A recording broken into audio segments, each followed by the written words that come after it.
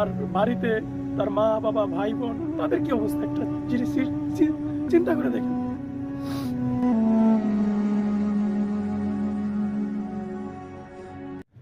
আসসালামু আলাইকুম। সৌদিতে সোপা কারখানায় আগুন লেগে 17 জনের ভিতরে 16 জনই মারা গিয়েছেন। আপনারা শুনলে অবাক হবেন, সেখানে মাত্র 17 জন শ্রমিক ছিলেন।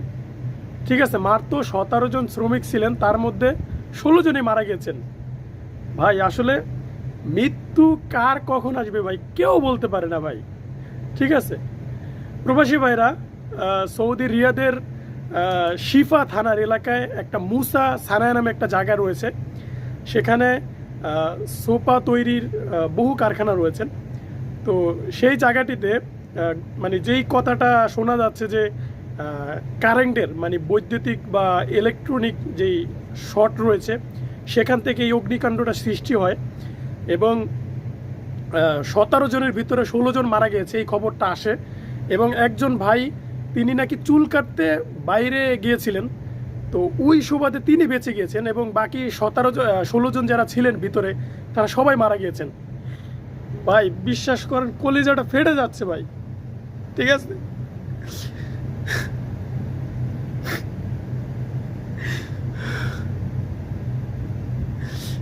যারা মারা গিয়েছেন ভাই প্রত্যেকের বাড়ি হচ্ছে নওগাঁ জেলায়, বাংলাদেশের নওগাঁ জেলাতে অবস্থিত।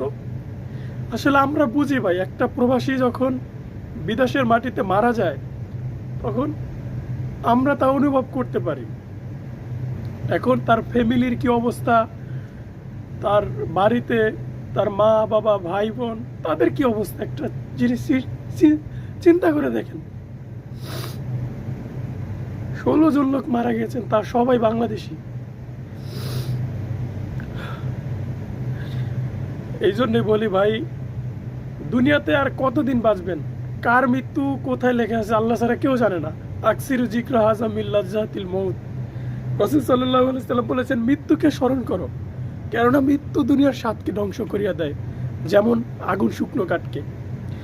তো প্রবাসী ভাইরা যে যেখানে আছেন সবাই তাদের জন্য দোয়া করেন, আর কিছু তো করতে পারবো না। এবং বাংলাদেশের যে প্রবাসী কল্যাণ মন্ত্রণালয় রয়েছেন, সেখানে তারা ইতিমধ্যে মানে তাদের পক্ষ থেকে যে ব্যবস্থা করা দরকার সেগুলো নিতেছে আমি যতটুকু জানি।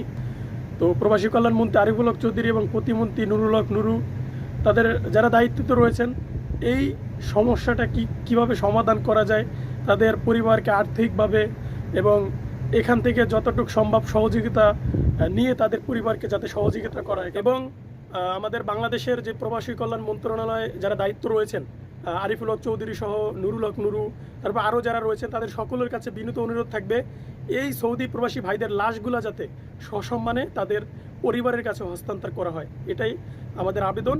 এবং তাদেরকে যতটুকু সহযোগিতা করার দরকার যাতে সরকার করে দেয়।